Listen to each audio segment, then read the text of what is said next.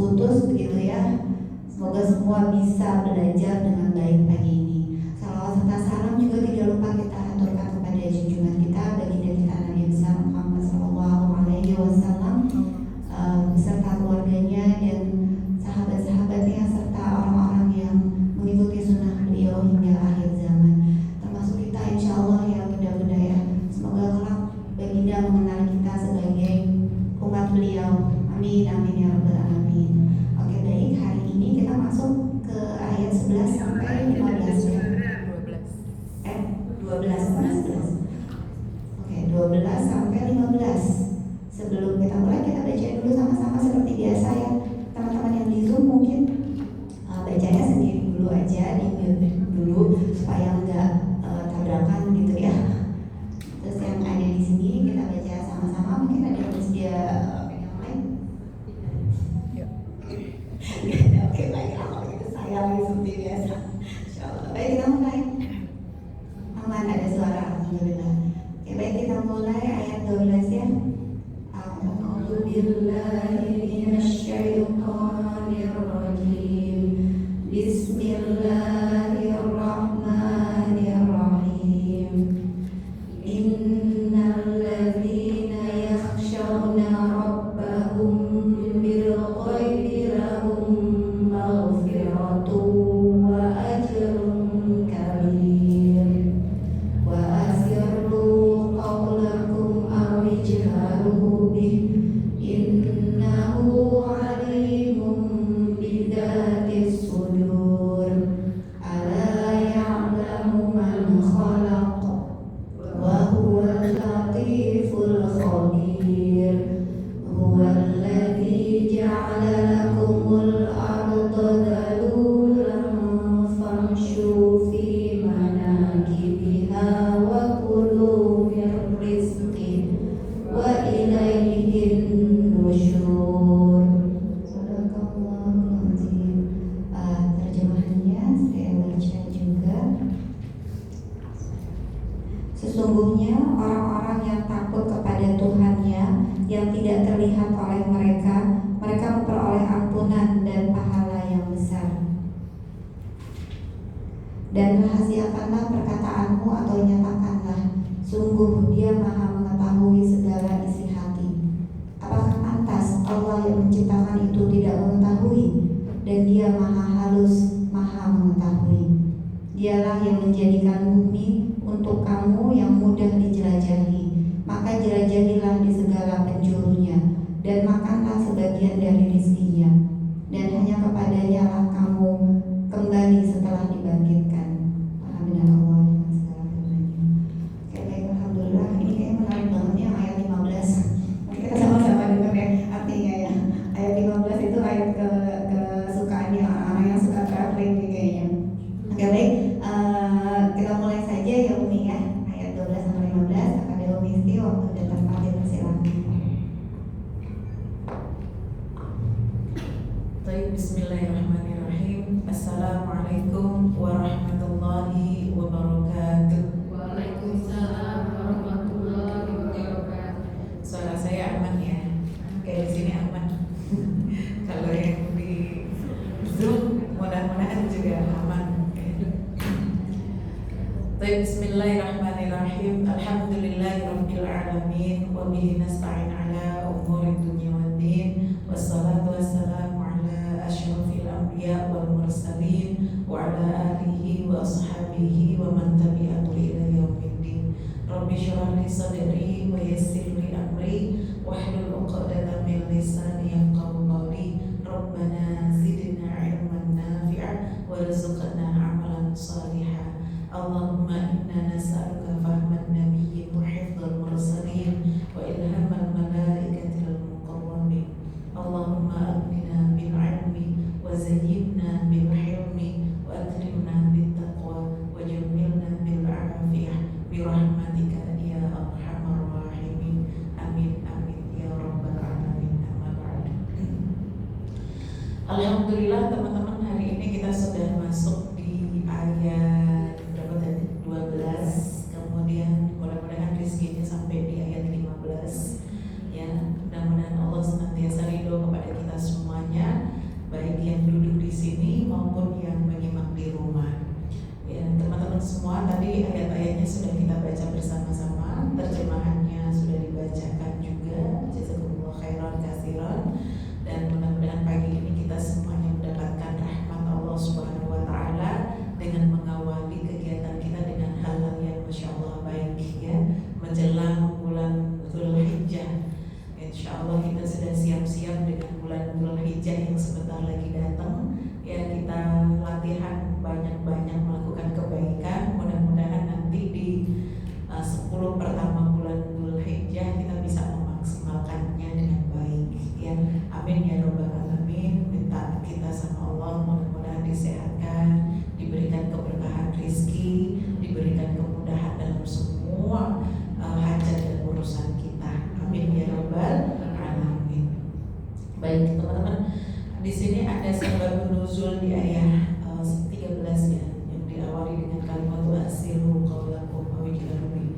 Jadi Ibnu Abbas menceritakan bahwa ayat tentang kalimat Allah di ayat 13 ini berkaitan dengan orang-orang musyrikin. Apa yang dilakukan oleh orang musyrikin gitu ya. Mereka itu orang-orang musyrikin senantiasa banyak membicarakan Rasulullah SAW di belakang Rasulullah, dan mereka banyak melakukan apa?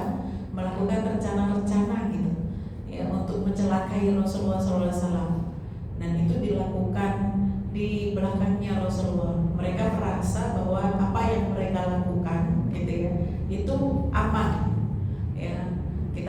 Mereka bilang, ayo kita susun rencana untuk ya bagaimana supaya menghentikan dakwahnya Muhammad, bagaimana supaya gitu kan ya Muhammad ini gak bisa menang, orang-orang muslim gak bisa menang, atau misalnya yang sifatnya betul-betul secara personal gitu ya, melakukan satu hal yang membuat Rasulullah SAW celaka menurut mereka ya.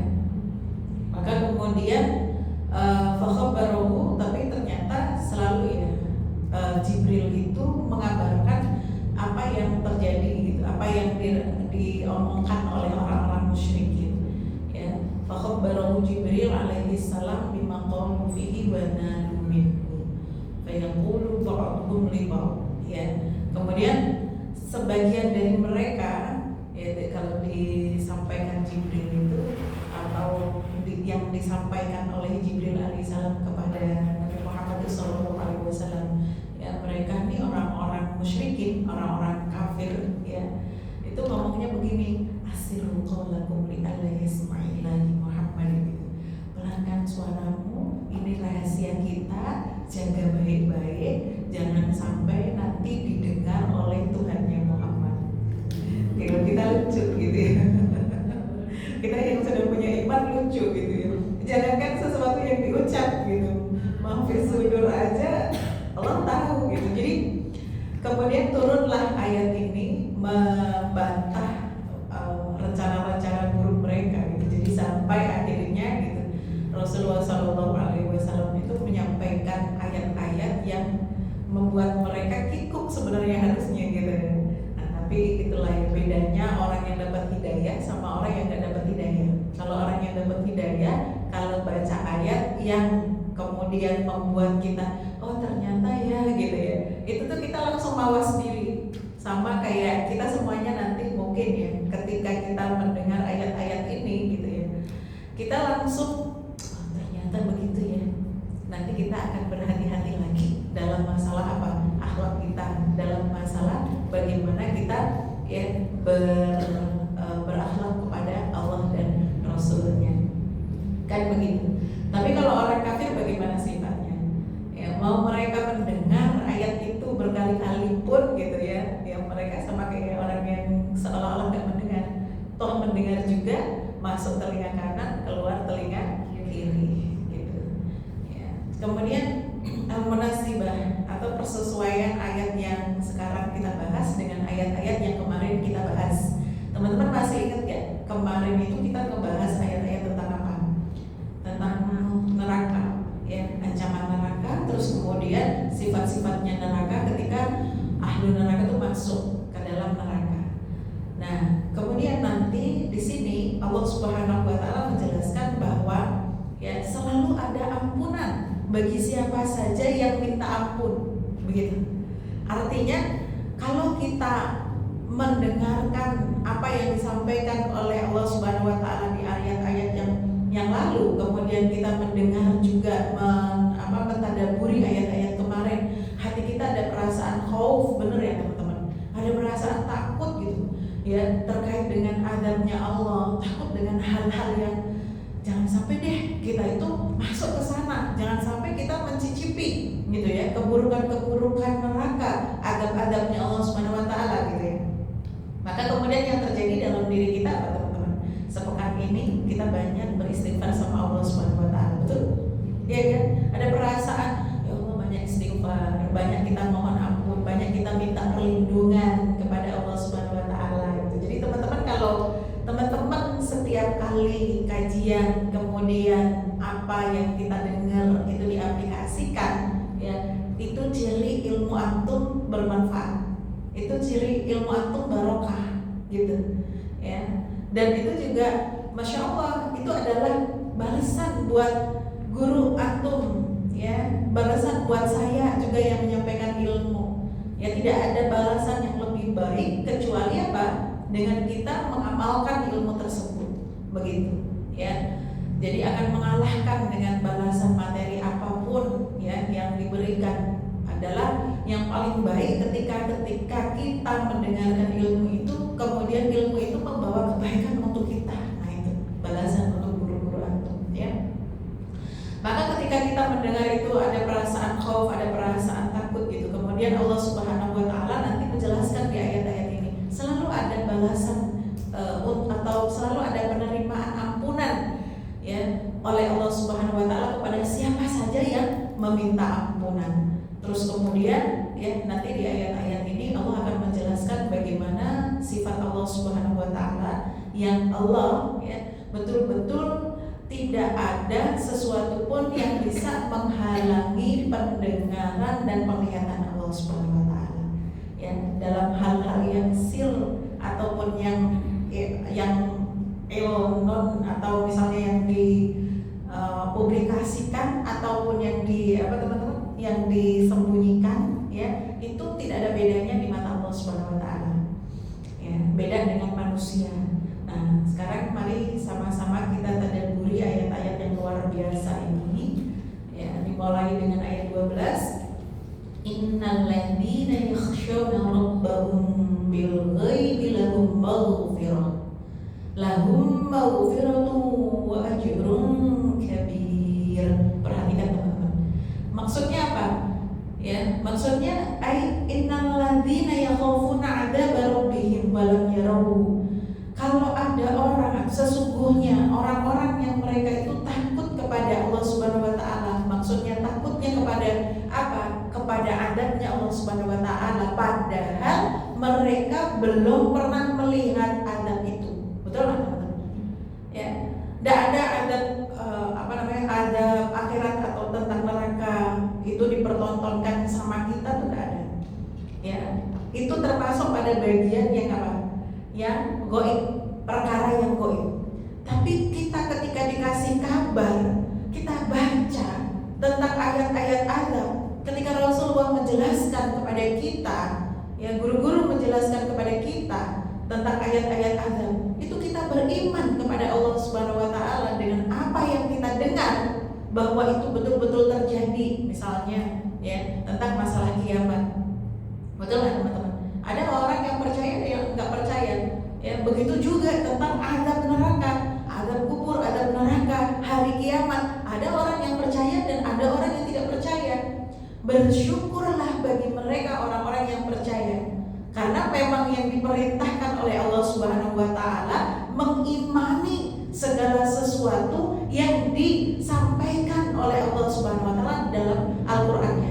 Maka keimanan orang-orang yang seperti ini tuh kalau bagi Rasulullah SAW itu menakjubkan, apalagi ketika tidak dibarengin ya, kita tidak dibersamai dengan Rasulullah SAW.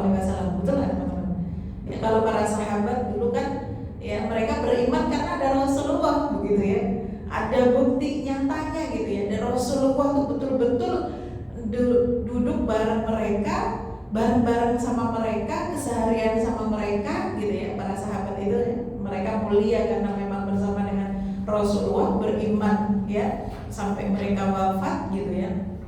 Nah, yang menakjubkan lagi adalah alhamdulillah nih kita ya kan. Jadi setiap orang muslim itu punya keistimewaan sendiri-sendiri teman-teman. Mereka yang ya kelompok awal al-mutaqaddim as-salafiyun itu ya, mereka yang duluan masuk Islam gitu, generasi salaf gitu, mereka bisa bertemu dengan Rasulullah SAW ya, itu keistimewaan mereka ya kan. Maka mereka dengan keimanan mereka gitu ya, dengan kedudukan mereka gitu, ketemu dengan Rasulullah itu sesuatu yang Masya Allah pun kita rindukan, betul nggak teman-teman? Ya, kita rindukan gitu. Tetapi kita generasi mutaqaddimin yang sekarang ini ya pun punya keistimewaan. Keistimewaannya apa? Kita gak ketemu sama Rasulullah pun kita beriman sama Rasulullah, begitu. Iya kan? Itu keistimewaan kita gitu. Keistimewaan generasi muslim pada masa sekarang ini gitu. Maka bagaimanapun takdir kita ketika Islam itu ada dalam diri kita, itu adalah nikmat yang luar biasa. Kita tetap menjadi kuntum khaira ummah, kan gitu ya. Kalian itu adalah ya sebaik-baik umat gitu. Jadi kita harus pede tuh, ya harus percaya diri dengan hal itu. Masya Allah, ya kepedean kita akan ya kebesaran atau keislaman kita itu harus betul-betul berdarah daging. Maka ya konsepnya orang mukmin itu yang tadi disampaikan, fayu'minuna bihi khaufan min adzabihi. Maka orang-orang mukmin itu begini dia, takut dengan apa?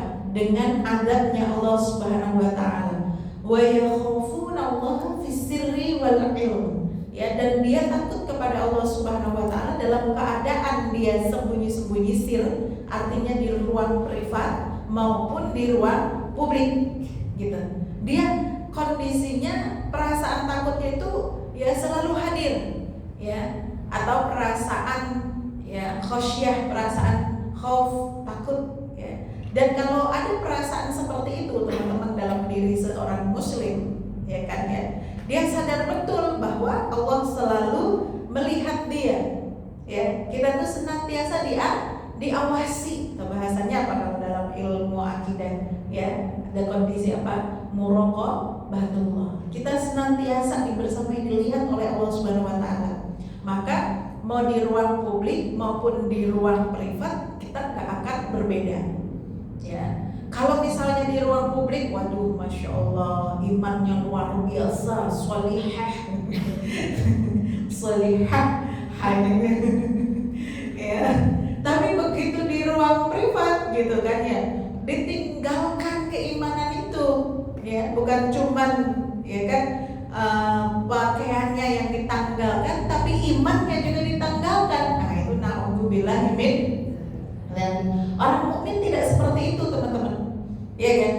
Kalau orang mukmin yang sesungguhnya itu dia mau di ruang publik maupun di ruang privat, dia tahu Allah yang ngawasi, bukan manusia. Kalau Allah yang ngawasi, dia tahu bahwa sifat Allah ketika ngawasin hambanya itu, ya Allah tidak pernah lalai. Mau kita sampai di lubang semut pun tidak akan lepas dari pengawasan Allah Subhanahu wa taala. Itulah kemudian yang mengakibatkan kita akan mawas diri. Ketika kita mawas diri, ya kita akan berhati-hati pada hal-hal yang mendatangkan apa? Mendatangkan murkanya Allah, yang mendatangkan azabnya Allah Subhanahu wa taala. Itulah yang mengakibatkan kita itu akan selamat kehidupan kita.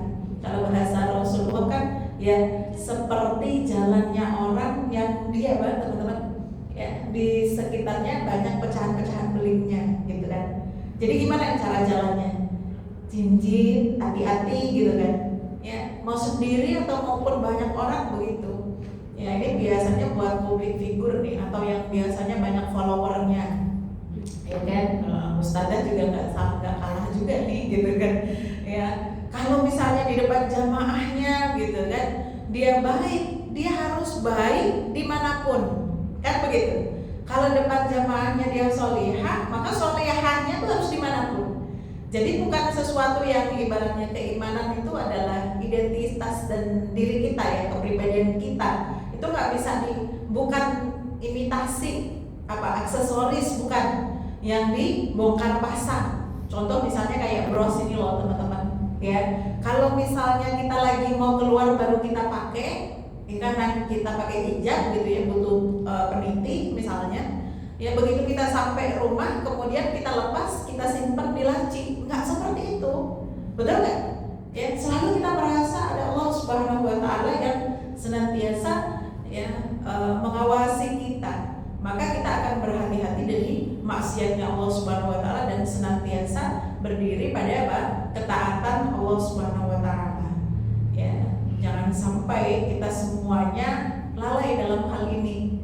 Ya, dan senantiasa kita senantiasa kita beristighfar, minta ampunan sama Allah Subhanahu Wa Taala. Kemarin udah dibahas tuh, ya bahwa nggak mungkin manusia itu nggak punya dosa, ya kan?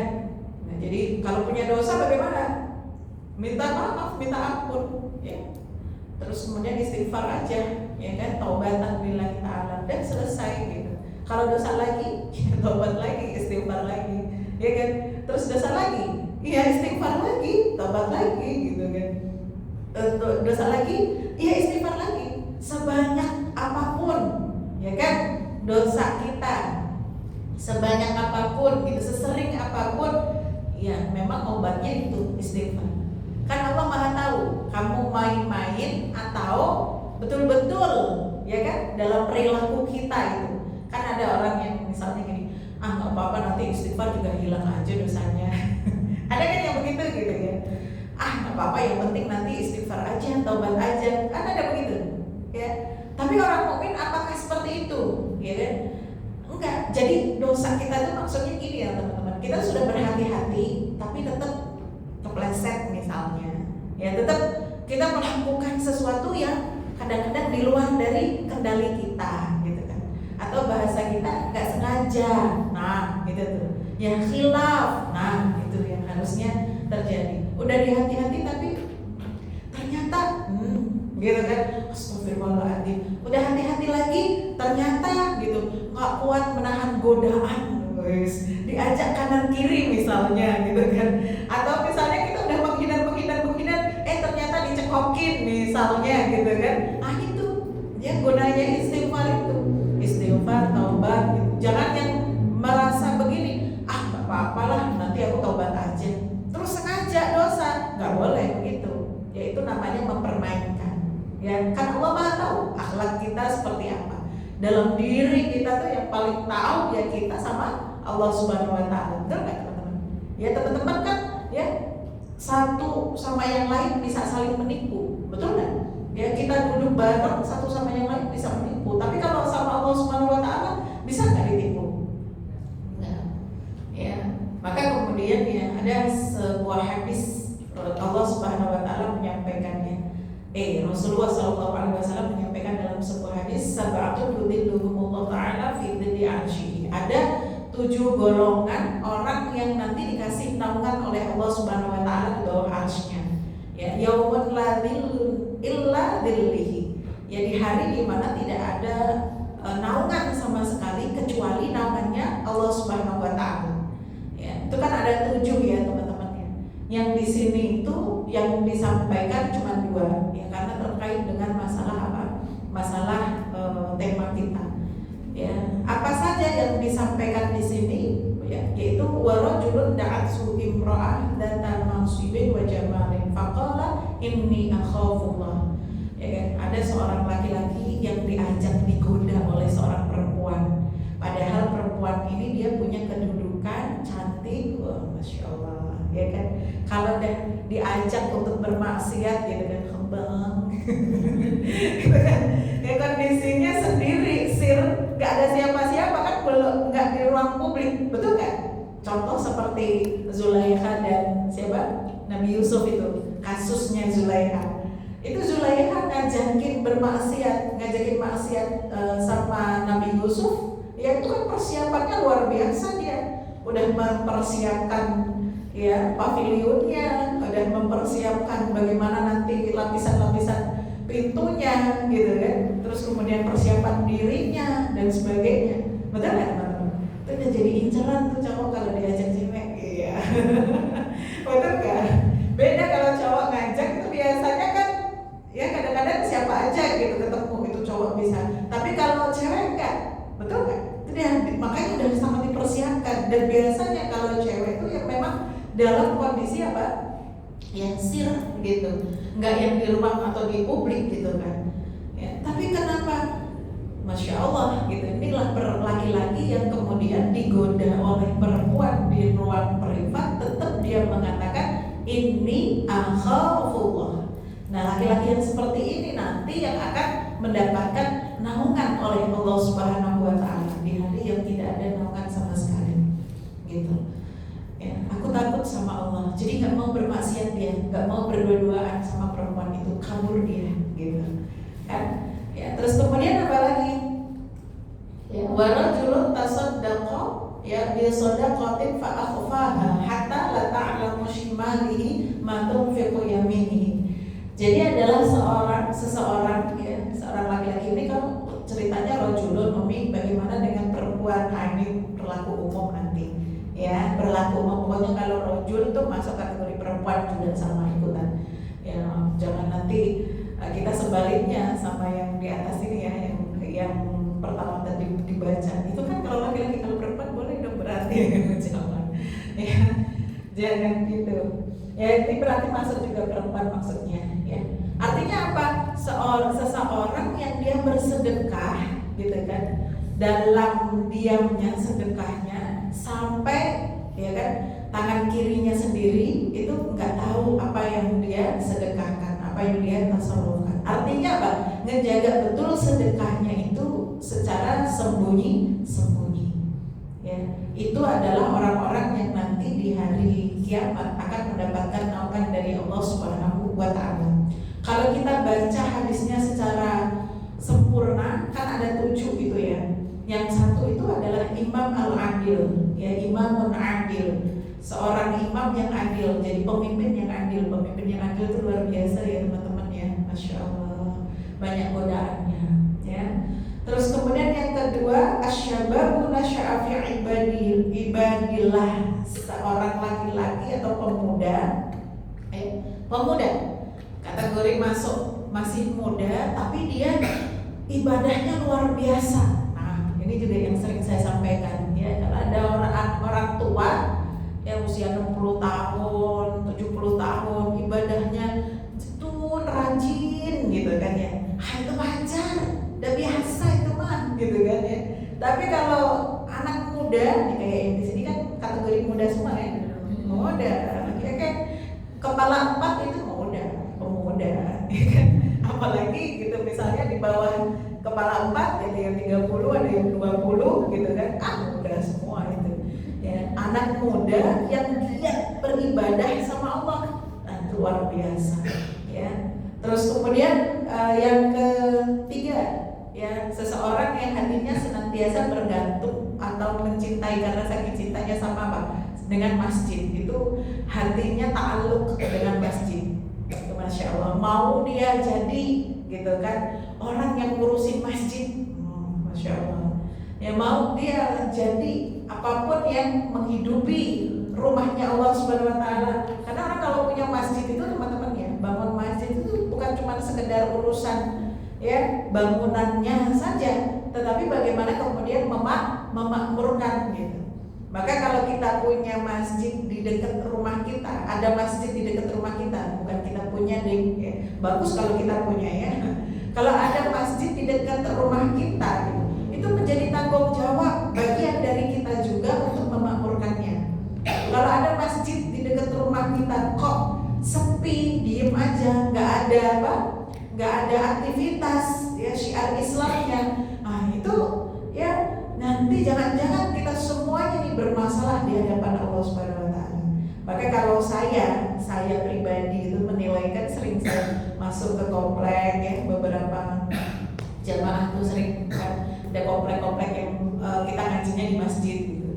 Ya, menurut saya bagaimana masjid itu adalah cerminan orang-orang di komplek itu, gitu. Ya, kalau masjidnya bagus, kegiatannya hidup, gitu kan ya, terus kemudian ramai dan sebagainya, berarti hati para penduduk di sekitarnya, berarti orang-orang komplek itu, ya kan, punya hubungan atau punya alaqah, punya taklikul qulub dengan masjid. Orang kalau punya taklikul qulub, kalau taklikul qulub bahasanya begitu ya, ikatan hati. Ayo tulis Bu. Ikatan hati, taklikul qulub. Ikatan hati dengan masjid berarti insya Allah keimanannya baik-baik saja. Ya dia peduli dengan rumahnya Allah. Ya bukan hanya sekedar bangunannya, tetapi apa? Hal-hal yang menjadi makmur di situ.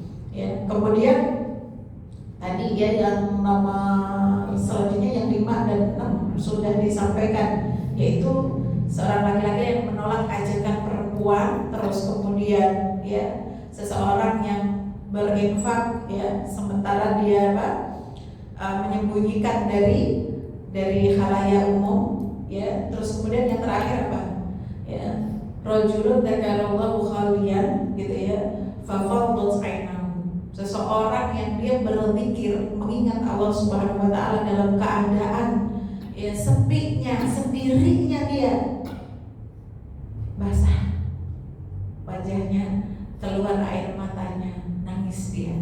Karena apa? Karena ingat dosanya, bukan ingat hutangnya, bukan ingat pacarnya, bukan ya, tapi karena ingat dosanya ya Allah gitu. Ya ingat, rindu sama Rasulullah, rindu sama Allah gitu ya. Ingat, sangat merasakan ya kehadiran Allah Subhanahu wa taala. Pernah enggak ngalamin kayak gitu? Ya, mudah-mudahan bukan cuma sekedar pernah gitu ya. Insya Allah Ustazah saya sering seperti itu. Alhamdulillah. Kan emang harus begitu ya. Itu kan gak terjadi kalau misalnya tidak dengan kondisi hati yang bersih loh teman-teman. Iya kan?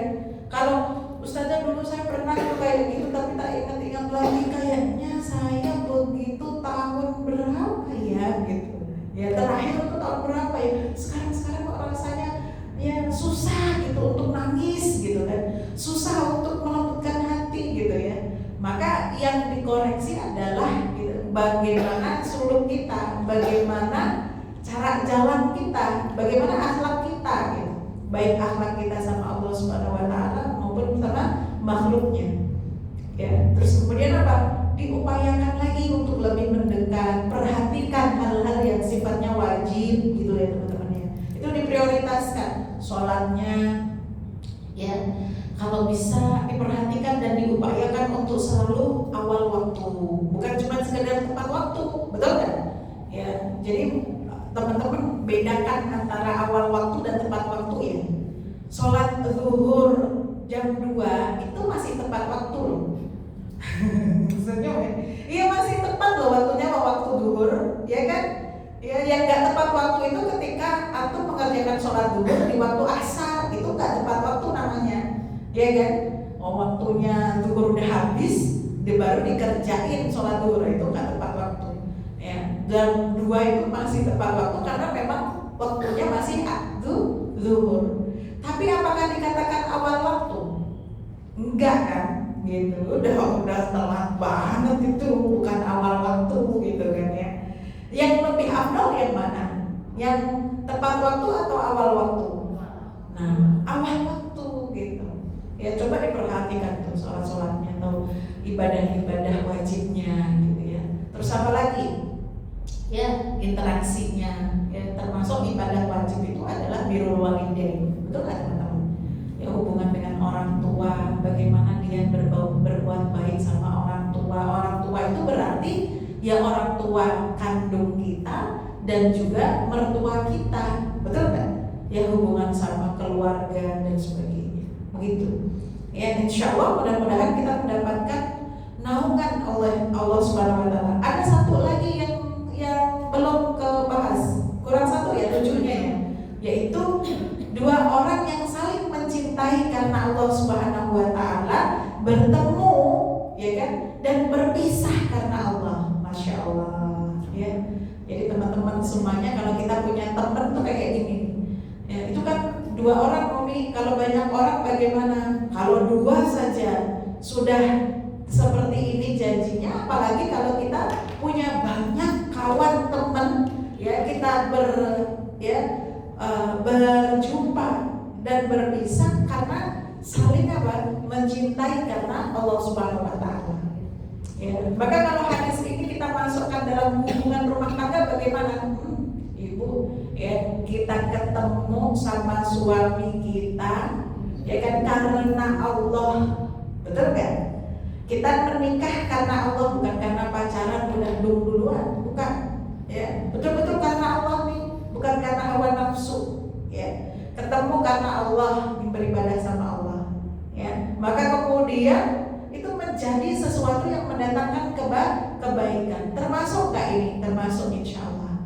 Ya, 2 orang yang saling bertemu, ya saling mencintai karena Allah Subhanahu wa taala, kemudian ya berpisah karena maut yang memisahkan, ya kan, atau berpisah karena apapun, benar-benar karena maut ya yang memisahkan, maka ya karena Allah Subhanahu wa taala, maka mereka akan menjadi bagian orang yang mendapatkan naungan di sisi Allah Subhanahu wa taala. Ya, kalau konteksnya itu sahabat, ya kan, berkasih sayangnya kita dengan teman kita begitu dasarnya.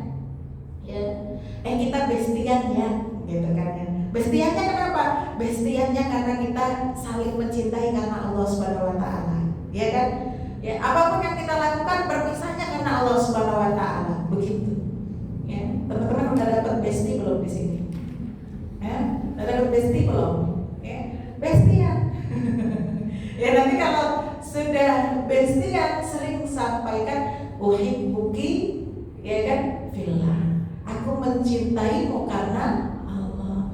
Ya Allah Pak, alhamdulillah datang ya, gitu ya. Jadi saling menguatkan. Kalau nggak datang, nanti bestinya kalau nggak datang nanti ditanya, Mbak kemana kok nggak datang gitu. Itu manfaatnya. Ya, ayo sekarang kita kasih waktu 5 menit cari bestinya masing-masing.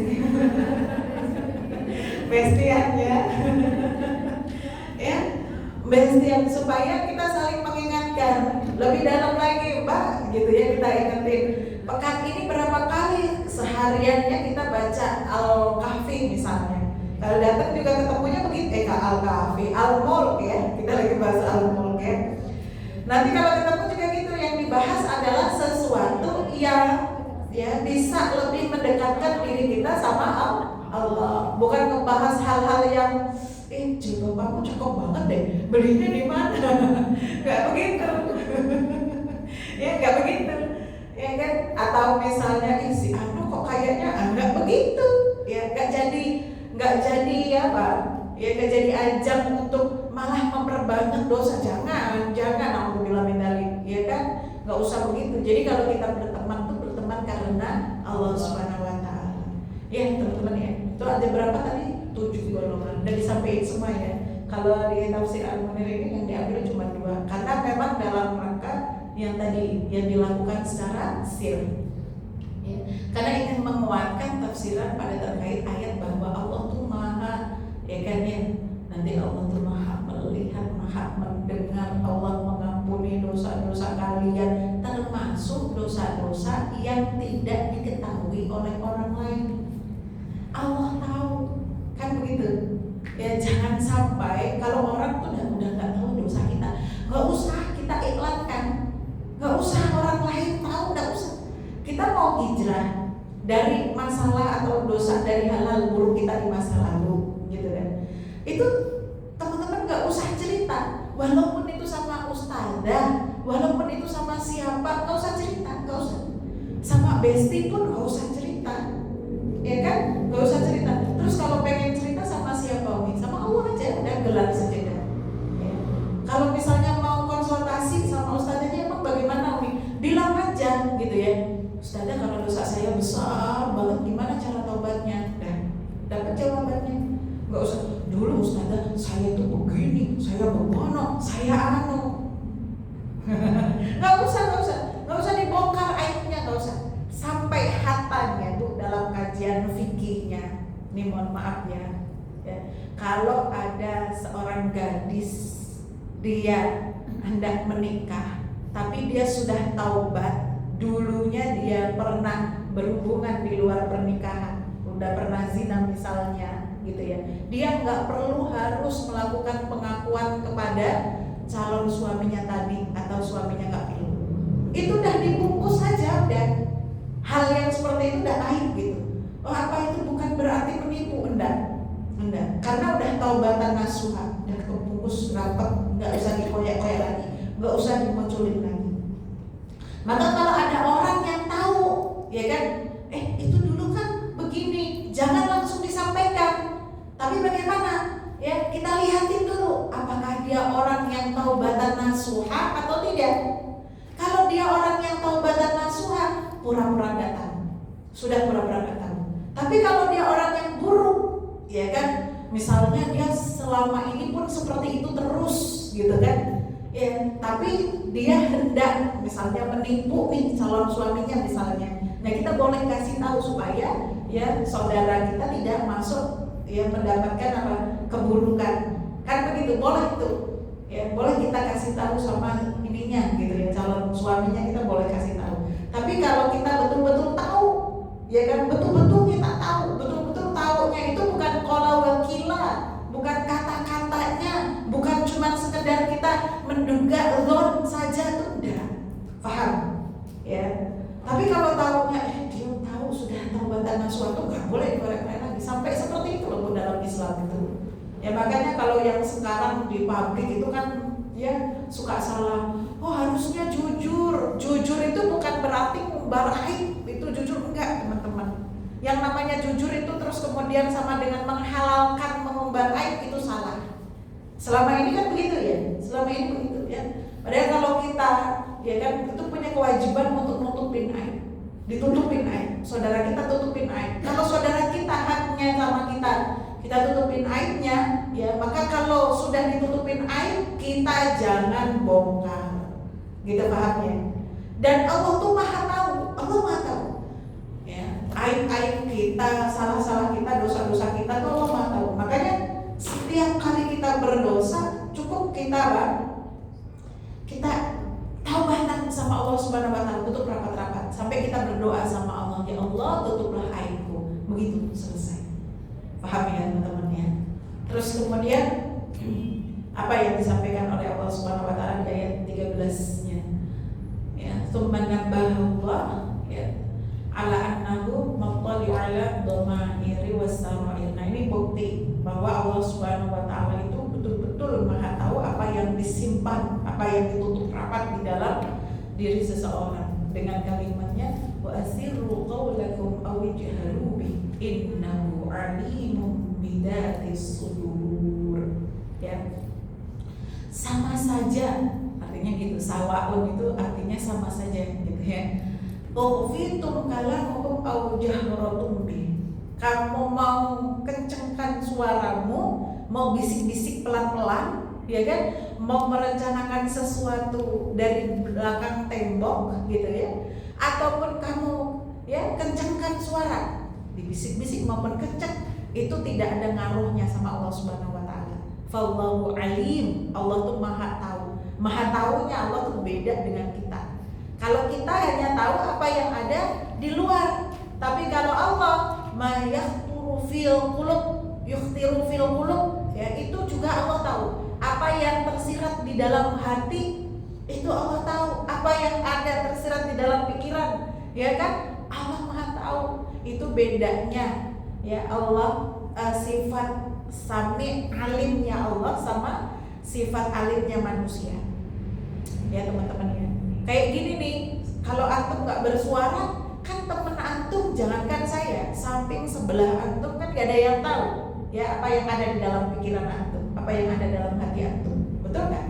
Ya perlu untuk diucapkan supaya orang yang di dekat kita jadi tahu. Makanya ibu-ibu kalau lagi ngambek sama bapaknya, sama suaminya gitu ya, ya jangan ujuk-ujuk diem aja nggak ngomong. Ya masa sih nggak tahu salahnya apa? Nggak ada yang tahu. Masa nggak tahu aku maunya diapain? Nggak ada yang tahu. Ya, suami itu bukan dukun. Ya kan? Suami itu manusia sama dengan kita. Kalau nggak diomongkan, nggak diucapkan keinginan kita, gitu ya, maka dia juga nggak tahu gitu. Ya, kadang-kadang dari suami istri begini curhat sama saya. Ya, Ustazah, kenapa? Saya tuh loh, suami saya nggak romantis banget gitu. Emang kenapa gitu? Suami saya nggak pernah gitu, ya peluk saya, atau cium saya gitu ya. Kecuali kalau lagi mau gitu. Saya bilang, saya tanya, ibu bilang nggak kalau pengen dipeluk, pengen dicium? Masa gitu harus bilang? Bilang. Iya, bilang gitu. Ya kan, bilang gitu. Peluk dong gitu. Nggak apa-apa, karena suami nggak tahu gitu kan. Orang nggak tahu kalau kita ini ya butuh itu, nggak tahu. Kan manusia tuh begitu. Tapi gengsi Ustaz adalah gimana tuh ceritanya? Ya pengen dipeluk, tapi gengsi maunya suami inisiatif lah. Suami kan nggak ngerti pikiran kita. Kadang-kadang kalau kita lagi sumuk bahasanya, hardam, panas, ya benar. Ya itu kan kadang-kadang dipeluk juga nggak suka, betul nggak Bu? Ya gitu. Jadi pada kondisi kita memang mau, ya udah ngomong aja. Jangan menganggap gitu orang lain dengan kita diem gitu, dia udah tahu lah. Emang ibu siapa? Emang temen ibu temenan sama siapa? Lucu lagi sama temennya. Wong sama suaminya aja yang ya 24 jam bahasanya gitu ya, teman tidur, teman apa gitu kan ya. Itu aja suami nggak peka gitu, nggak isi hati kita ya, nggak ngerti emang kan begitu ya. Apalagi nih hubungan nih temenan. Ya Allah, ada kadang-kadang orang temenan, si aku itu loh gini. Emang kenapa Bu? Iya, dia tuh nggak peka banget kan sayanya nggak. Ya Allah. Jangan menuntut orang paham isi hati kita. Kalau kita nggak mau gitu ya, nggak mau mengungkapkan, ya terima sikapnya seperti itu. Betul nggak teman-teman? Ya, nah itu kalau kita pengen ya sementara menuntut sesuatu, sampaikan aja karena orang biasanya nggak ngeh. Ya dan memang nggak ngeh. Ya bukan nggak peka, bukan nggak sayang sama kita, bukan nggak mau peduli sama kita, karena memang sifat alimnya kita, sifat ngertinya kita, sifat dengernya kita, yaitu berbeda sama sifatnya Allah Subhanahu Wa Taala. Kalau sama Allah tuh sekali kita, ya Allah, Engkau tahu apa yang ada di hatiku. Tibanya cuma nangis doang, nggak bisa diucapin satu-satu, bener kan? Ya kan? Tapi habis itu bikin tenang, rasanya udah langsung cus gitu, ya kan? Udah ngerasain gitu kehadirannya Allah gitu. Tapi kan itu nggak bisa dipraktekin untuk ya manusia, ya Bu ya. Nah biasanya hubungan saudara, teman atau siapapun, apalagi suami istri, itu bisa ya berantakan gara-gara permasalahan ini, betul nggak? Ya, yang dituntut ya kan, yang dituntut manusia, tapi yang dipakai skalanya skala ilmunya Allah, nggak bisa begitu. Ya, kalau Allah tuh innahu alimum bidatis sudur, ya Allah tuh maha tahu, alim betul ya, sampai alimnya itu ya bidiqah, dengan hal-hal yang halus, yang betul-betul ya kita nggak ngerti, kita nggak paham sendiri sekalipun gitu. Itu Allah tahu ya. Jadi kalimat innahu alimun bidatis sudur itu ya kalau illatu lima qabla, maksudnya segala sesuatu apapun yang ada di dalam hati walaupun tidak terucap ya, itu Allah Subhanahu Wa Taala.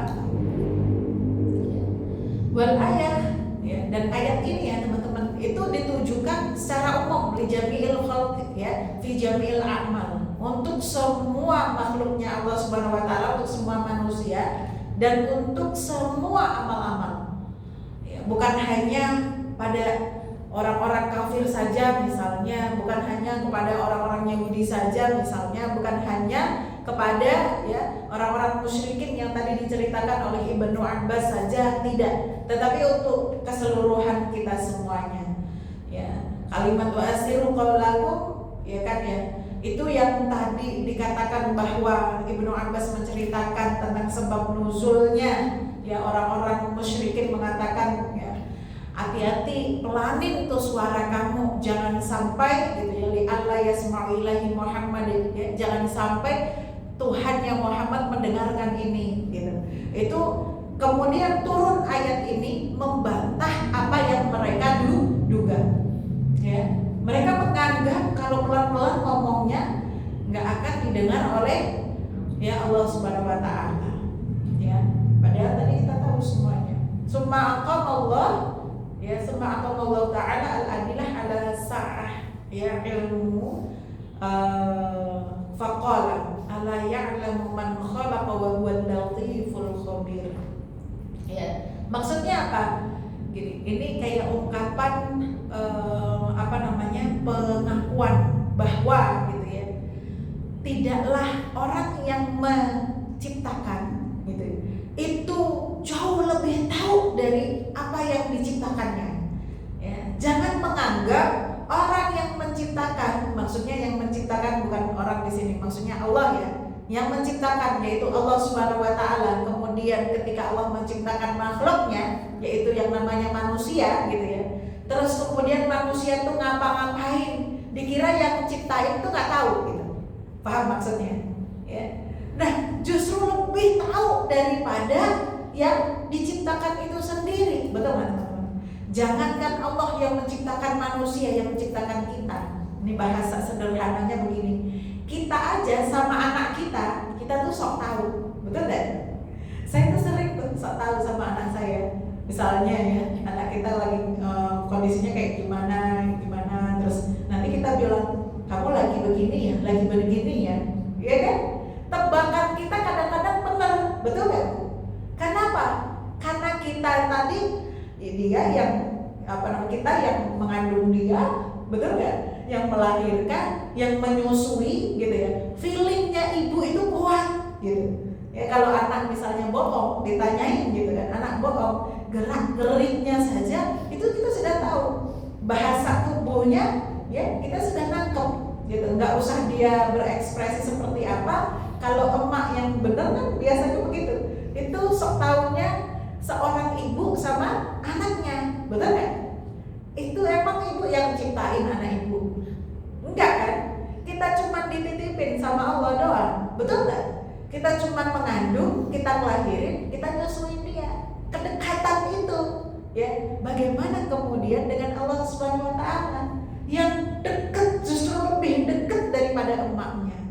Betul kan? Maka kalau Allah Subhanahu wa taala memproklamirkan bahwa aku yang menciptakan makhluk, aku yang menciptakan kalian, maka aku tahu segala sesuatu, bahkan perkara-perkara yang kalian gak tahu tentang diri kalian. Itu gak salah, betul kan Bu? Ya. Nah yang buat, yang bikin, yang menciptakan pasti dia lebih tahu daripada yang diciptakan. Contoh misalnya kita kadang nih ya, kita kadang salah memahami keinginan diri kita, padahal kita sendiri, betul kan? Ya. Kadang-kadang kita bergerak, ya kan, diri kita bergerak berdasarkan nafsu kita. Nafsu itu kadang-kadang tidak menunjukkan sebenar-benarnya keinginan kita. Nggak ngukur misalnya kemampuan kita, nggak ngukur misalnya gitu ya standar capaian kita dan sebagainya lah gitu ya. Ya, yang tahu itu apa? Ya kan? Yang tahu seperti itu kan bukan diri kita. Kita tuh berdasarkan ya kan nafsu kita. Akhirnya kita apa? Membuat ya diri kita ya terzolimi karena keinginan nafsu kita yang kuat tadi. Kita nggak mudeng dengan kemampuan diri kita sendiri. Kita nggak mudeng dengan kemauan ya kan sebenarnya diri kita seperti apa. Tapi kita kadang-kadang menggeraknya berdasarkan apa? Hawa nafsu kita. Betul apa betul? Iya kan? Maka Masya Allah, Alhamdulillah yang sudah bisa memahami ya kan dirinya, ya bisa mengontrol hawa nafsunya, bisa menekannya, ya maka Alhamdulillah gitu. Maka yang benar-benar tahu betul tentang diri kita, ya iya benar. Nggak ada lain selain siapa? Allah. Contoh lagi kayak yang tadi saya sampaikan, masalah orang tua yang sok tahu dengan anaknya. Apakah semua prasangka orang tuanya itu benar? Hah? Enggak juga, betul nggak teman-teman? Ya, kadang-kadang kita sudah anakku kayaknya begini, anakku begini. Oh, yang paling baik buat anakku itu ini. Ternyata anaknya berontak. Umi itu ternyata nggak tahu aku. Okay? Berapa banyak anak-anak yang begitu, ya kan? Dan berapa banyak orang tua yang merasa orang tuanya tahu terkait dengan segala macam yang diinginkan anaknya, yang terbaik buat anaknya. Tapi ternyata kalau kita ya komunikasinya dua arah, ngobrol sama ibunya, menurut ibunya, menurut saya Ustazah, anak saya itu paling baik memang begini, dia harus menjadi penghafal Quran, masukin di sekolah penghafal Quran, pokoknya misalnya ya kan. Ya. Tapi anaknya ketika ditanya, gitu kan ya, kamu maunya apa? Aku kan punya keinginan pengen jadi begini, pengen jadi begitu, tuh kan? Jadi gimana nih? Ya, contoh aja yang seperti itu kita suka gagal, betul nggak? Ya, jadi ya bahkan Allah Subhanahu Wa Taala tuh di sini beliau ya Allah ya menyampaikan sifat al-latif dan al-khabir. Latifnya maksudnya Allah Subhanahu Wa Taala, yang dimaksud dengan al-latif maknanya apa teman-teman? Ya, wa huwal latiful khabir. Ya, dia yang mengetahuinya itu dengan sesuatu yang lembut, sesuatu yang ya nyaris kita tuh nggak tampak di mata kita. Ya, Allah Subhanahu Wa Taala tahu. Al-latif itu kan artinya lembut ya, lembut ya teman-teman. Ya, sampai kalau bahasa kita dulu kalau belajar tentang ilmu akidah itu ya, hitungan pasir di laut itu Allah tahu. Betul kan? Ya, berapa banyak bintang di langit itu Allah tahu. Berapa banyak gitu kan? Ya, pasir di laut itu Allah tahu. Ya. Sampai pada hal-hal yang seperti itu. Ya, maka teman-teman kalau kita memahami maknanya, kita jadi merasa tenang ketika kita betul-betul bergantungnya sama Allah Subhanahu Wa Taala. Betul kan teman-teman? Ya, ketika Allah tuh memahami betul kondisi kita dengan segala macam ya perkara-perkara yang bahkan kita sendiri nggak ngerti pada kondisi kita, gitu. Kita yakin ada Allah Subhanahu Wa Taala yang pasti Allah lebih tahu daripada kita. Itu kita memiliki ketenangan, ada sakinah di dalam diri kita, benar nggak? Ya. Bagaimana cara kita menenangkan diri kita sementara tadi kita sampaikan ternyata saya sendiri aja ya ada titik-titik di mana nggak paham dengan diri saya. Terus bagaimana kemudian cara gitu kan membuat diri itu tetap tenang? Tidak ada tempat lain, tidak ada siapa-siapa lagi kecuali Allah. Benar ya? Jadi hati itu tidak akan selalu bergolak. Perasaan itu tidak akan selalu cemas gitu. Kenapa? Karena kita tahu tadi Allah Subhanahu Wa Taala yang akan mengendalikan kita. Ya. Contoh misalnya juga sama kayak misalnya seorang anak dia yakin dengan orang tuanya. Kan kalau ada orang tuanya dia tenang, betul kan? Anak bayi itu anak bayi. Ya, anak bayi itu kalau dia nggak nyaman dikit nangis. Yang tahu bahasanya siapa? Emaknya. Ya itu juga kita menebak-nebak kayak gimana. Oh dia mungkin ini dengan mungkin diperiksa. Begitu ya dia merasakan sentuhan emaknya, dia kan tenang, nggak nangis lagi. Ya kita sama Allah pun begitu. Maka nggak apa-apa Bu kalau kita rewel sama Allah. Ya kan? Nggak apa-apa kita rewel sama Allah, nggak apa-apa kita manja sama Allah, nggak apa-apa. Ya kita banyak maunya sama Allah, nggak apa-apa banget. Gitu. Ya nggak apa-apa. Sama siapa lagi kalau bukan sama Allah Subhanahu Wa Taala, kan begitu. Ya. Maka perhatikan ya, summa aqam Allah Taala dalil ala qudratihi. Setelah Allah menyampaikan ya sifatnya tadi, kemudian menjelaskan ya tentang bagaimana Allah Subhanahu Wa Taala terhadap makhluknya, nggak ada satupun yang bisa menghindar dari Allah Subhanahu Wa Taala. Diawali dengan ya bahwa Allah Subhanahu Wa Taala jaminannya Dia memberikan ampunan terhadap siapa saja yang meminta ampun kepada Allah Subhanahu Wa Taala, ya kan? Dan Allah terus kemudian tadi kan menyampaikan ya apapun yang kamu lakukan walaupun sembunyi-sembunyi nggak ada yang kelewat, makanya jangan sampai hendak minta ampunan. Ya, maka kemudian Allah Subhanahu Wa Taala menjelaskan tentang ya qudrahnya atau kekuasaannya. Ya, dengan menjelaskan ya ayat 15 nih.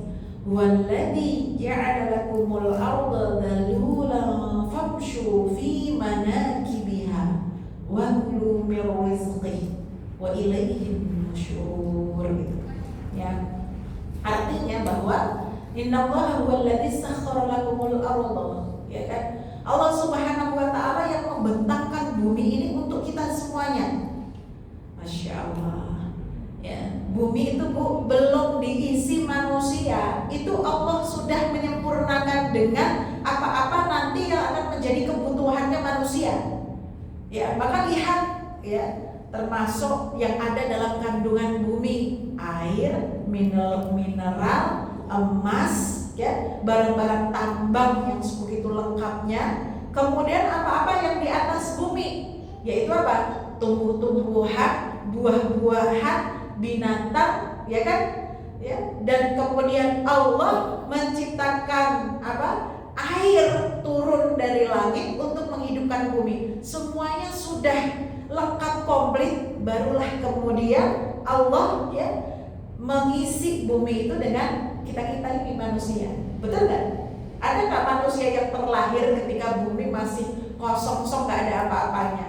Kan nggak ada. Bahkan Nabi Adam alaihissalam turun dalam kondisi bumi itu sudah dipenuhi oleh tanaman, tumbuh-tumbuhan, ya kan, air segala macam. Ada daun yang dipotek untuk menjadi apa? Pakaiannya Nabi Adam alaihissalam. Betul nggak? Jadi artinya kasih sayang Allah Subhanahu wa taala sebegitu detail sama kita. Gitu. Ya, maka tujuan kita hidup di bumi ya sudah disampaikan oleh Allah Subhanahu wa taala dalam ayat lain gitu kan ya. Jangan sampai lupa nih kita ya bahwa Allah menciptakan jin dan manusia tidak lain untuk apa, Bu? Beribadah sama Allah Subhanahu wa taala. Tujuan kita beribadah. Dan ketika Allah menuntut kita untuk beribadah, Allah tuh enggak yang udah kamu hidup dilepasin begitu saja tanpa ada diberi fasilitas. Ternyata Allah berikan fasilitas yang luar biasa. Kalau di ayat ini ditunjukkan gitu ya.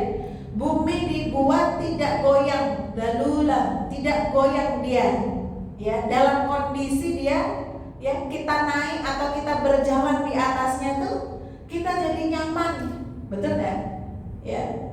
Jadi nggak ada orang kalau jalan di bumi, kayaknya buminya lagi muternya ke sekian derajat, jadi kita agak miring nih, kita gini kan nggak? Kita dibuat nggak berasa gitu dengan putaran bumi. Padahal kalau kita belajar ilmu pengetahuan alam zaman dulu kan IPA ya Bu, ada yang sejaman dengan saya belajar di SD-nya IPA gitu kan. Ya, itu kan putaran bumi kecepatannya luar biasa, betul nggak? Lupa angkanya, tapi itu cepet saking kencengnya. Kalau dalam ilmu alamnya itu saking kencengnya sampai nggak berasa. Tapi sebenarnya bukan saking kencengnya hingga nggak berasa, karena memang Allah membuat dia stabil untuk kita berjalan di muka bumi, nggak ada goyang. Ya, kita nyaman berjalan di muka bumi. Maksudnya buat apa? Agar kalian beribadah di sana, ya. Tidak ada halangan. Kalau kalian ya dituntut untuk beribadah, jangan sampai nanti ketika kita dihisab oleh Allah Subhanahu wa taala, kemudian kita akan bilang, ya, gimana saya mau beribadah sementara saya tinggal di bumi enggak ada kenyamanan. Jangan sampai ada yang bilang begitu. Kan begitu ya. Ya, makanya Allah sudah menjelaskan gitu ya. Kamu mau berjalan di arah manapun, ya kan, di bagian manapun bumi ini, kamu akan melihat, ya, dan kamu akan merasakan nyaman bumi itu untuk berjalan. Ya, maka famshu fi manakibiha wa kulu min rizqi, ini maksudnya. Ya, maka jalan-jalan aja, ya, di pelosok-pelosok di mana saja kamu. Kalau kamu lalui itu di bumi dimanapun itu, lihatlah, ya kan. Akan dibentangkan jalan-jalan untuk kamu yang akan mudah untuk kamu lalui. Ya, ya. Dan kemudian apa perintahnya? Wa kulu min rizqi. Banyak yang mengatakan ini ayat untuk apa? Traveling dan kuliner gitu. Karena memang ya kalimatnya famshu, ya. Famshu, maka jalan-jalanlah kalian gitu kan di mana gitu. Terus kemudian wa kulu, dan makanlah apa yang dirizkikan oleh Allah Subhanahu wa taala. Tetapi secara dikohnya ya, secara detailnya di ayat-ayat ini di Wahbah Zuhairi menjelaskan bahwa tidak ada alasan bagi manusia untuk kemudian ya, dia tidak bisa beribadah kepada Allah Subhanahu wa taala karena Allah sudah membentangkan sebegitu luasnya bumi untuk kita semuanya untuk berupaya dan berikhtiar dalam mencari ma'isyah untuk dia beribadah dengan nyaman. Gitu. Jadi ini ayat menjelaskan sama kita bahwa orang muslim itu jangan mageran. Ngerti? Ya, jangan mageran, jangan cuma gulang-guling gitu dalam di kasur. Ya kalau misalnya kamu di satu tempat nggak mendapatkan kebaikan dari ma'isyahmu gitu, maka ma'isyah itu apa Bu? Bekal untuk cari untuk kehidupan, ya untuk memenuhi kebutuhan kita, itu ma'isyah, ya kan, kebutuhan kita, pekerjaan gitu dan segala sesuatu yang bisa mendatangkan ya upah kebaikan untuk dunia kita. Kalau di satu tempat itu kita tidak mendapatkannya, maka pergilah, jalanlah, keluarlah dari tempat tadi, gitu. Maksudnya begitu. Cari jalan lagi, cari jalan lain, ya keluarlah di bumi itu, ya. Maksudnya jalan, kamu jangan diem aja di situ. Kalau orang Jawa dulu kan ada istilah gini, mangan ramangan, sing penting ngumpul, paham gak translate-nya? Makan gak makan, yang penting kumpul gitu. Itu gak cocok sama ayat ini, ya kan? Gak cocok sama ayat ini. Ayat ini maksudnya apa? Famshu, dan pergi, jalan, jangan medok di situ. Padahal di situ justru malah menjadi beban misalnya, yang menjadi beban orang lain, menjadi beban saudaranya, menjadi ya kan laki-laki apalagi gitu ya. Orang muslim itu harus memiliki izzah, memiliki harga diri gitu. Pergilah ke satu tempat, ya carilah penghidupan di tempat lain gitu. Ya, carilah kehidupan di tempat lain. Allah akan membentangkan banyak kebaikan-kebaikan di dunia ini. Ya, dan Allah akan membentangkan banyak rizkinya dimanapun ya jalan yang akan kita lalui gitu. Ya mirip-mirip lah boleh ya dimaknai disuruh untuk jalan-jalan dan makan-makan. Tapi maksud tujuannya itu gitu ya. Jalan-jalan untuk mencari apa? Penghidupan agar kita tidak menghinakan diri ketika apa? Ketika kita hidup di dunia. Kita punya izzah gitu. Ya. Nah, tapi kalau misalnya teman-teman yang ya sering jalan-jalan untuk mengagungkan Allah boleh. Niat kita begitu Bu, kalau misalnya kita senang traveling, kita jalan-jalan gitu ya. Kalau kita jalannya itu bukan untuk mencari ma'isyah Ustadzah gitu ya, karena memang malah mau ngabisin duit gitu misalnya, bukan mau cari duit gitu ya. Boleh nggak? Boleh gitu ya. Sesekali rihlah, sesekali ya, bahkan traveling itu sangat diperbolehkan. Apalagi niatnya bukan hanya sekedar rihlah, kita mau silaturahim, ada saudara kita ternyata sampai jauh tempatnya gitu dan sebagainya, itu masya Allah pahalanya banyak ya. Harta yang kita keluarkan, waktu yang kita korbankan ya, jalan yang kita tempuh itu semuanya punya nilai ibadah, punya nilai pahala yang berlipat di sisi Allah Subhanahu wa taala ya. Maka kalau misalnya kita pengen jalan-jalan ke Bali, tapi supaya nggak cuma sekedar jalan-jalan, ada nggak saudara di Bali gitu, kita niat pergi ke Bali untuk silaturahim, nah itu apa nggak pahala ya kan? Kalau cuma jalan-jalan kan sekedar jalan-jalan ya, tapi harus punya, kalau cuma sekedar jalan-jalan Ustaznya nggak ada saudara kita di sana misalnya, bagaimana supaya dapat pahala? Niatnya untuk tafakur ya, tafakur ayat Allah Subhanahu wa taala gitu. Jadi begitu ibu jalan-jalan ke sana, niatnya untuk tafakur, tadabbur. Ibu tadabbur bukan hanya tadabbur ayat-ayat qauliyah. Ini kan namanya kita tadabbur ayat qauliyah nih setiap pekan nih. Ya, hari Jumat datang ke sini kita tadabbur ayat-ayat Allah Subhanahu wa taala. Kalau kita lagi jalan-jalan, itu namanya kita lagi tadabbur ayat-ayat kauniyah. Ayat-ayat ciptaan Allah Subhanahu wa taala. Maka bagaimana supaya itu tetap memiliki nilai ibadah? Ibu berangkat bismillah karena Allah, ya dalam perjalanan perhatikan akhlak kita, ya ya tetap nutup aurat, kemudian ya perhatikan cara ibadah kita ketika safar gitu ya. Terus kemudian setiap apapun yang kita lihat, setiap keindahan apapun yang kita lihat, itu ada kebesaran Allah di sana. Jadi pulang itu kita tambah solihan gitu ya. Tapi kalau sekarang mah niatnya cuma pengen bisa ngebukin status, menuhin status IG, menuhin status Facebook, tobat ya itu mah ya juga, tapi jangan menjadi ya kan. Yang pertama jangan, terus akhirnya apa? Ibadahnya nggak diperhatiin, ya kan? Ibadahnya nggak diperhatikan, pulang itu zonk aja, nggak mendapatkan satu nilai tersendiri dalam diri kita. Jangan sampai begitu, paham ya Bu? Ya. Kembali lagi kepada makna yang dimaksud di dalam ayat ini tadi ya, bahwa ya kalau kamu famshu fi manakibiha wa kulu mir rizqi, itu artinya keluar ya, jangan di satu tempat. Kalau memang kamu susah nyari rezeki di situ, keluar di rezeki bumi Allah tuh luas ya, jangan hanya di situ aja, keluar aja nggak apa-apa gitu ya.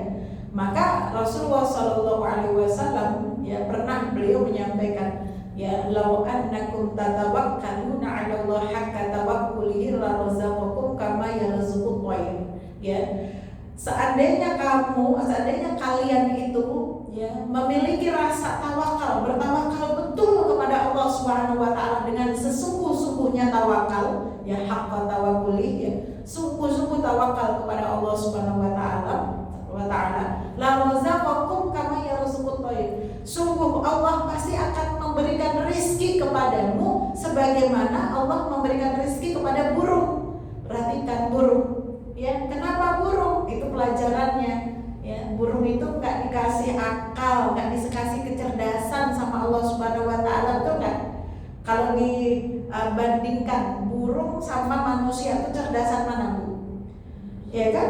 Ya manusia lah, dari manapun gitu, dari sisi manapun ya kan, dari sisi apapun ya tetap manusia gitu ya. Bahkan burung itu Allah kasih rezeki ya. Maka seperti apa? Tabdu khimasan wa taruhu bilqanan ya.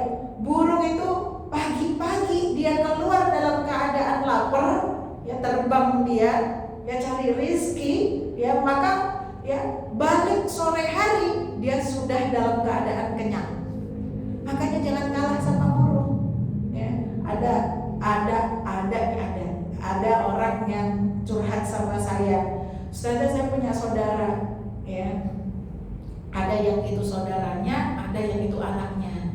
Apa judulnya? Kerjaannya setiap hari makan, minum di rumah nggak ngapa-ngapain gitu kan, padahal sudah dewasa ya, badannya sehat gitu ya. Tapi yang kalau butuh apa-apa sukanya minta ya. Maka juga gitu, kalau disuruh kerja nggak mau gitu, males katanya ya. Ya udah, setiap hari itu di rumah aja, makan, minum apa segala macam, udah di rumah, nggak pernah dia punya kepikiran untuk kerja gitu, nggak apa ya, cuma tiduran, nonton, main HP aja gitu. Ini nih ngalah-ngalahin burung nih. Ya kan? Ya, kata saya apa? Jangan dikasih makan, jangan dikasih duit. Ya kan? Kalau dia laki-laki sehat, ya punya tenaga, ya nggak ada masalah, nggak ada kendala, gitu ya.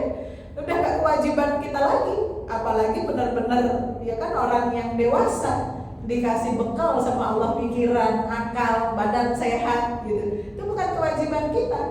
Beda kasus kalau misalnya ada saudara kita atau siapapun itu misalnya dia tuh udah setiap hari keluar cari cari maisha, kerja gitu ya. Tapi memang mungkin diuji sama Allah Subhanahu wa taala, kesempitan, diuji dia misalnya usahanya nggak laku, bangkrut ya dan sebagainya. Itu perlu kita bantu. Mau seberapa sering, seberapa ini pun gitu ya, dia susah apa segala macam ya kita perlu bantu, wajib hukumnya, apalagi kita saudaranya, kan begitu. Ya, tapi kalau sehat, nggak ada penyakit, ya kuat badannya, nggak mau kerja, itu nggak ada kewajiban kita bantu. Tidur aja kerja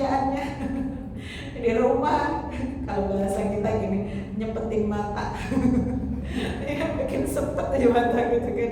Ya kalau orang di rumah yang lainnya pada kerja, lainnya pada berusaha ikhtiar, dia tidur pagi liatin tidur, sore lagi liatin tidur, ya kan? Cuman main HP gak ngasilin, ya mending kalau dia jualan atau apalah gitu ya di HP, mau kayak seberapa pun hasilnya gitu, alhamdulillah. Ya, ini kadang-kadang orang sekarang tuh gengsi, ya kan, gengsinya tinggi. Ya. Padahal kalau mau aja berusaha, insya Allah tidak akan apa? Tidak akan menutup rezekinya. Ya, wong burung aja dijamin loh rezekinya sama Allah Subhanahu Wa Taala, betul kan? Suatu hari yang sama seperti ini, ya, suatu ketika Umar an Muawiyah bin Qurrah, ya, akhraja al-Hakim at-Tirmidzi an Muawiyah bin Qurrah qala marra Umar bin al-Khattab radhiyallahu anhu biqaumin. Umar radhiyallahu anhu, beliau tuh ngelewatin sekelompok orang, ya, kaum itu berarti sekelompok orang, teman-teman. Faqala gitu ya. Kemudian Umar tanya sama mereka, "Man antum? Kalian ini siapa?" gitu.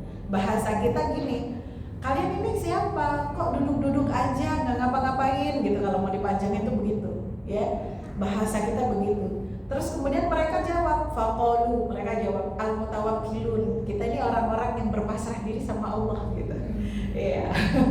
Ini kayak anak muda zaman sekarang gitu ya. Kalian ini siapa gitu. Kita orang-orang yang berpasrah diri sama Allah, katanya gitu bahasanya. Ya. Kemudian apa? Qala, Umar bilang begini, bal antum al-mutawakkilun, ya. Innamal mutawakkil rajulun alqa-habba fi batnil ard. Kalian itu bukan orang mutawakkilun, tapi kalian mutawakkil, artinya orang yang ya panjang angan-angannya, artinya pemalas gitu. Wong nggak ngapa-ngapain kok bilang mutawakkilun, ya, tapi ya ini harusnya ada hamzahnya di sini atau ada harokatnya ta'akilun gitu. Jadi orang yang apa? Ya, orang yang males gitu, orang yang males. Terus kemudian Umar bilang yang namanya mutawakkil itu bedanya antara wawu sama kafnya ada alifnya, beda makna ya teman-teman ya. Kalau ini kan wawu sama kafnya nggak ada alifnya kan. Nah, kalau mutawakkil itu adalah seorang laki-laki yang dia ya menanam biji di bumi, ya, fi batnil ard, terus kemudian wa tawakkal 'ala Allah azza wa jalla. Jadi ada usaha, ada upaya. Dia mau nanam dulu. Baru setelah dia nanam, kemudian dia tawakal sama Allah terkait usahanya nanti hasil dari nanamnya tuh kayak gimana gitu. Tapi kalau duduk-duduk diem nggak melakukan apapun, itu bukan orang yang tawakal sama Allah, ya kan?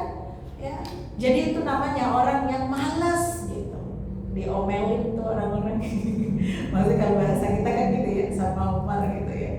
Jadi teman-teman, ayat ini menjelaskan kepada kita gitu ya, bahwa gitu, kita itu tidak boleh membela kemalasan kita, ya. Kita nggak boleh membela kemalasan kita, nggak mau kita bergerak kaki kita, nggak mau kita melangkah di buminya Allah untuk mencari kehalalan rizki yang Allah janjikan kepada kita. Maka kemudian diakhiri dengan kalimat ya wa ilaihin nusyur, artinya kita harus mengingat bahwa suatu saat kita akan kembali kepada Allah Subhanahu wa Ta'ala. Kalau kita sudah kembali kepada Allah Subhanahu wa Ta'ala, kita akan diminta semua pertanggungjawaban terhadap amal-amal kita.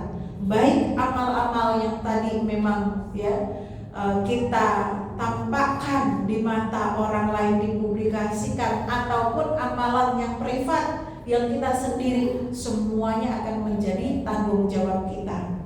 Wallahu a'lam bishawab, ya.